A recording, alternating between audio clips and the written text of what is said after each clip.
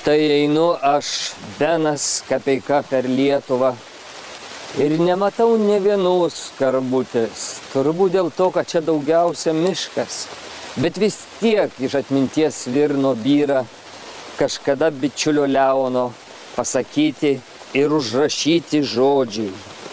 Paskutinė kaimo karvutė, vieniša juodmargėlė laukų.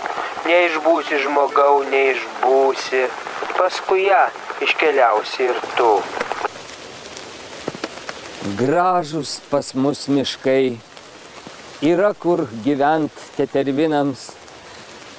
Štai auga medis ir jam visiškai nesvarbu valiutos kursas, naftos kainos Rotterdame. Jis vis tiek stiebėsi į dangų.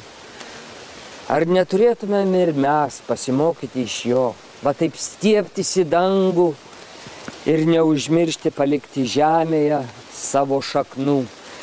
Moterėlė, palaukit. Nu tai rodysi, kuterį paploščium. Na ne. O tai kam kvietei?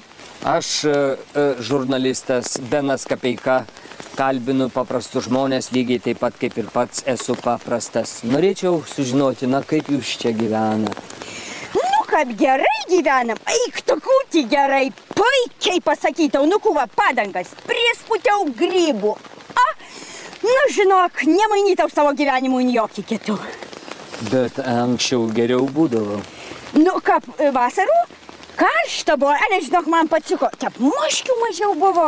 Bet dar anksčiau, kad tarkim ir prie Rusų. Slūgėla prie Rusų. Nu tai jeigu va dar ties padangos man būtų sprogi prie Rusų, tai aš nusipirktau krautuvintas. Ar prispūstau kap nors? Ne.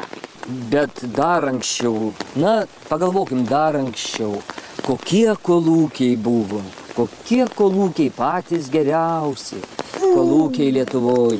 Nu, ką aš tau pasakysiu, buvo tie kolūkiai, bet tai, kad tu tai nesuprasi, ar tu tai savo dirbi, ar tu tai svetimų viskų, kur užaugini, tai maskoliam atiduodi vaikelį. Nugi dar kūsį augini, taigi pats suvalgai, parduodi, kur nori, tu darai, tai visiška laisvė.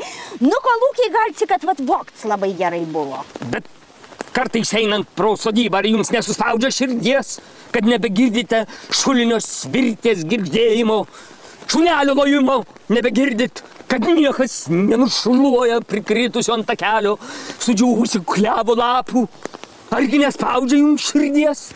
Nu, buvo suspaudė vienu skrandį, bet labai valgyt norėjau, o taip, ką pamatau aš tų sodybų kokių aplaistų vaikelį. Taigi gerai, tai reiškia, žmogus išvažiavo į miestų arba net į kokį užsienį. Nu ir gerai, tai gyvena, giti ir daržalį, ar vaikam nuves. Ir neduok dievė, jau kokio daktaro reikia.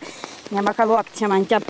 Nu, aš manau, kad gerai. Nu, dabar pamislyk, mano pačios vaikai yra Londone išvažiavę. Taigi mano šito dviračio atšvaitai vaikelį Kandentauno turgun pirkti už 2 svarus už štukų. Nu tai ar aš galai tau anksčiau teptą sau laisvę? Nu tu dabar pats pamislyk, nu negalėtų.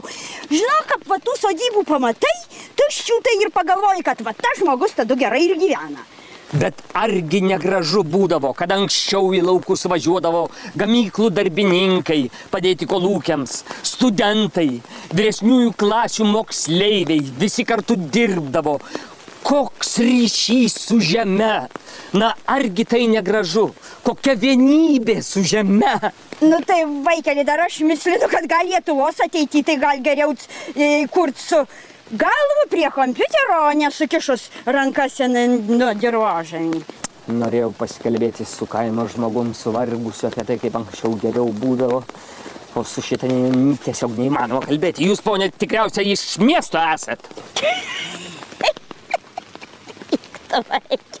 Iš kokio aš miesto? Nu, bet jei čia atrodo, tai gal ir visai nieko. Ne, aš iš nedingęs esu, nu kokie ces miestai prie Ruso. Nu, bet kaip mislinu, va, nu anksčiau, nu tai iš tos nedingės, kur aš buvau išvažiavus, vienu ros iki pietų pabuvau Vilniun, nu ir vienu ros Šventojant buvau. Nu, dar ties, kaip toj laisvė stojo, taigi mani Andrikienė Bruselėn buvo nusvežus vaikelį. Oi, kad aš jaunystėn tokias galimybės būtau turėjus, tai čia, žinai, su tais dviračiais miškais nestusytau. Aš paprastai kalbinu paprastus kaimo žmonės, bet jūs tikriausiai su aukštuoju, nes jums atrodo, kad dabar geriau negu tada buvo. Su aukštuoju, nu, su 8 klasėm? Ar čia ne? Ne. Nu, vaikeli, taigi po 8 iškart į kolūkį ir į fermų. O dar ties, va, ar tu ti vienkiemį gyvensi, ar tu ti kokiam kaimi, taigi kokios tau galimybės, važiuok to, kur nori Vilnių, nori Bruselį, nori tenai Kandentaunan, turgun pardavinėkų nori, visko tu gali daryti. Vaikeli, kad mano jaunystė tie būt buvį, o dabar... Bet vis tiek, nu, kad ir aš su 8 klasėm, betgi pas mus, žinok, vakarėjamės, einam į priekį, kartu su visu laisvu Lietuvu, gi pas mus miški palaikyk, žiūrėk, 3G ryšys, geriausias, va, žiūrėk, atsiversiu, kunori, va, čia dabar elektroniniai, gmaidana, va, čia Mikuose, žiūrėk, ir rašo, kad prie jo cirkelio jau ir baravykai dzyksta, palauk, 6 platumos, 7... aukštumos. Nu gerai, žinok, einu, va čia dar kaip cikliu, o tau gali palikti vaikelį šitų. Ar palikti? Lulėja labai mane gaila, laisvan Lietuvan man tų skečių, žinok. Dėkui. Eik, tu, bet tai čia nepravažiuosiu, reikia nusnešti dabar. Norėjau pasikalbėti su paprastu vargo prispaustu žmogumi. Aš tai eisiu toliau ieškoti vargo Lietuvos. Kas ieško, tas randa. Rasiu ir aš. Pačiulbėkit, paukšteliai, paukštučiai, ir paoškite pušiai jūs mūsų, kad pamiršo piktieji žmoneliai, kaip gyvenom gerai mes prie Rusų.